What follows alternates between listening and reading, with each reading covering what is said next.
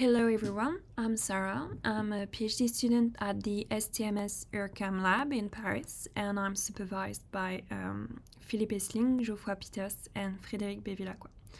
And today I'll present our work on embodied exploration of deep latent spaces in interactive dance music performance. So this is related to several research fields such as dance and technology, motion sound interactive systems, and generative AI. And we wanted to investigate the creative potential of deep audio generative models in interactive dance music performance.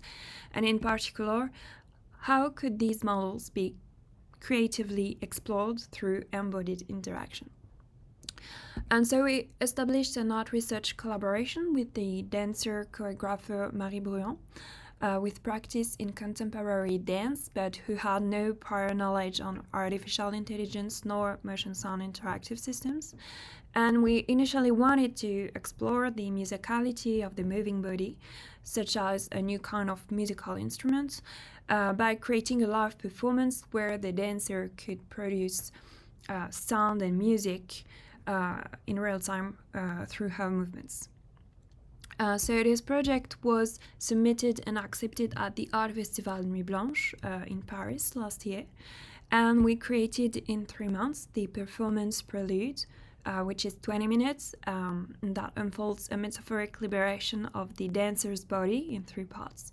So at the beginning, the dancer is falsely wired to electrical connections, and she gradually realizes the power of her body over the music that is playing in the back.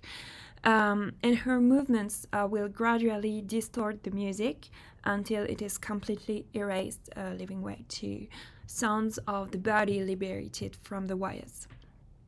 So in a second part, she discovers and carefully explores the sounds produced by her movements.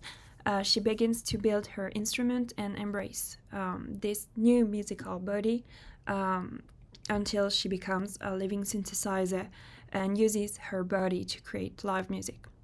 So it stages diverse qualities of embodied exploration of sound spaces with varying degrees of improvisation in each part, as the dancer discover these sound spaces in collaboration with the musician, that is me, in the back. But what are actually these sound spaces? So we are conducting research on deep audio generative models that basically learn to model the audio synthesis process from a large set of training examples. This training phase takes time, and it requires gathering lots of recorded sound and music materials. But what's interesting here is that the learning process actually produces a parametric representation of the sound database that we can then use to control the audio generation. And in particular, we were interested in the rave model developed by Antoine Caillon, which is based on variational autoencoders and that provides a trainable analysis synthesis framework with 2 neural networks. First, the encoder infers a latent representation of the audio input in order to extract the sound features, and the decoder learns to reconstruct the audio sample from this parametric representation.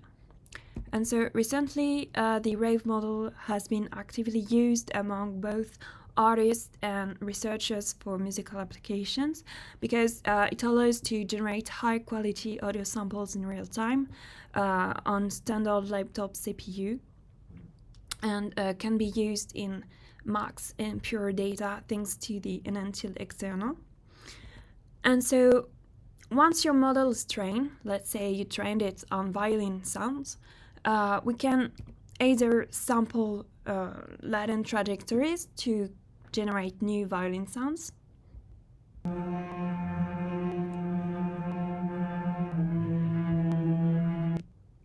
or we can perform a live timbre transfer by providing another audio input that will be resynthesized by our model to sound like a violin. So for instance, with this loop,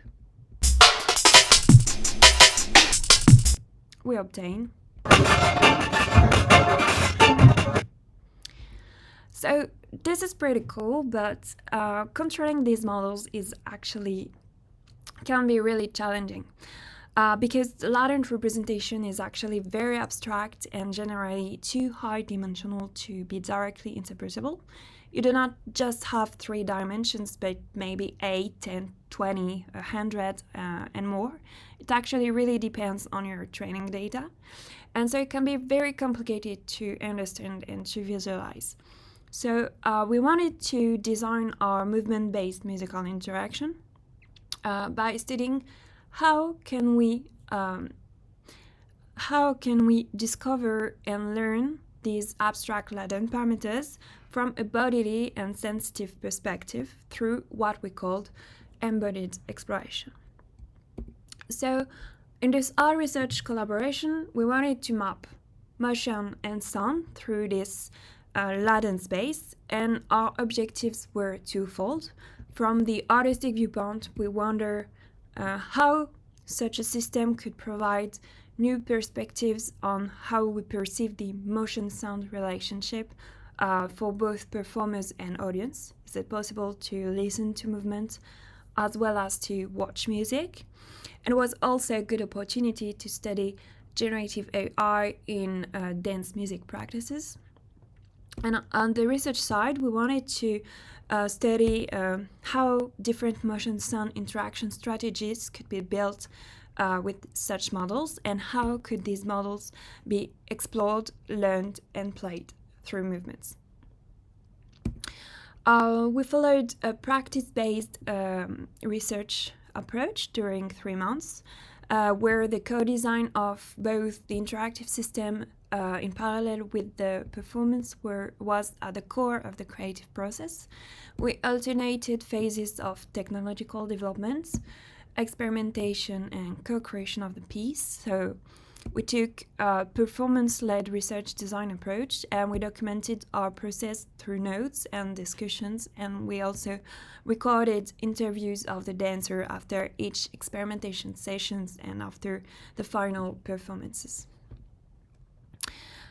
We organized working sessions and rehearsals into 3 phases. First, we focused on the co-design of the movement-sound interaction and ended up defining 3 different embodied interaction strategies I'll explain just after. The second phase was about training our own audio synthesis models and iteratively craft the sound spaces that were to be explored live in the performance. And so here we also refined the interaction in order to align both technical constraints with artistic decisions. And finally, we focused on developing and rehearsing each part of the performance using the interactive system we had designed, and we practiced co-adaptation to learn to interact together through and with the system. So now I'll present briefly our motion sound interactive system and illustrate with examples from the performance. So we used 4 Riot inertial measurement unit sensors composed of accelerometers and gyroscopes that capture the dynamics of the dancer's movements. She placed it on top of each hand and at ankle level, as it produced results that she felt comfortable with. And we implemented our interactive system in Max using Mubu for real-time motion analysis and Rave with Enantild for real-time audio synthesis. Our patches are available on our GitHub if you want to try. So both the dancer and the musician interact with the system to perform what we called live co-exploration of the audio latent space. And so we compute in real time the motion descriptors from the dancer's movements, and the musician maps it to the latent space using mapping parameters and or audio recordings depending on the interaction strategy. And so the first interaction was simply to explicitly map the motion trajectory to the latent parameters. And so the dancer doesn't know what sound will be produced with her movements. She has to discover it. So the musician guides her in her embodied exploration process by choosing the ranges and areas of the latent space she can explore. So for instance, in the performance, we have this.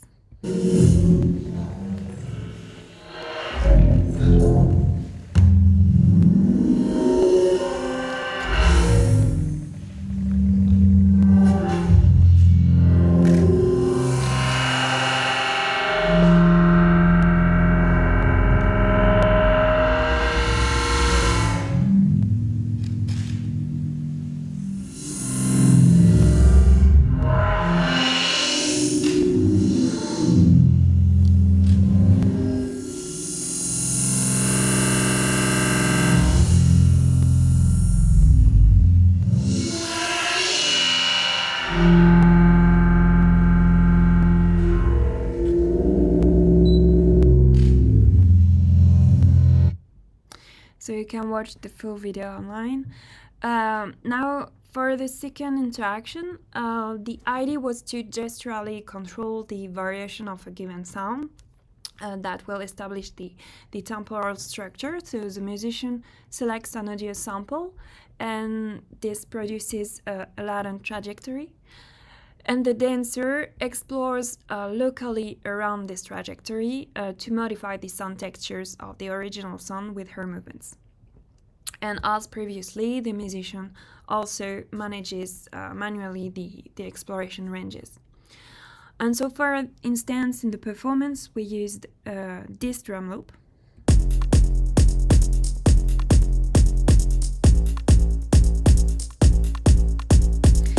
And this is how the dancer plays with it.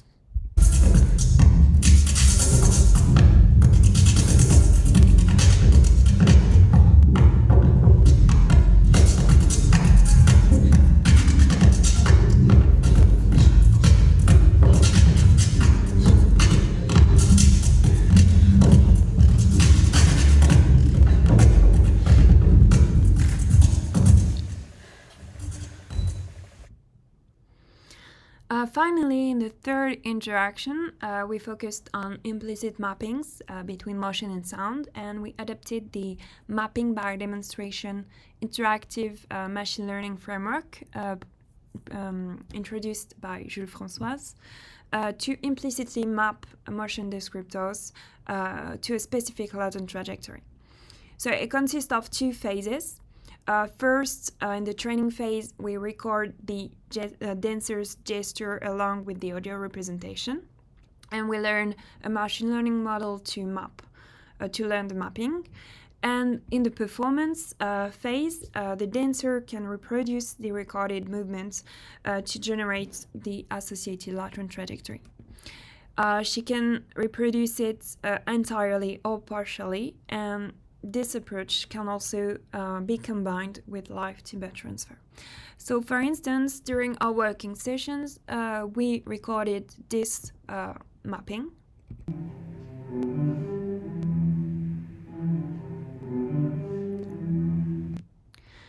And this is how she uses it in the performance. So first, she reproduced this sequence entirely. Just a part.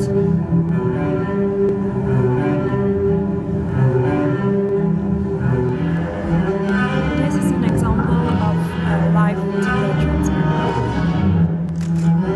We use exactly the same input sound.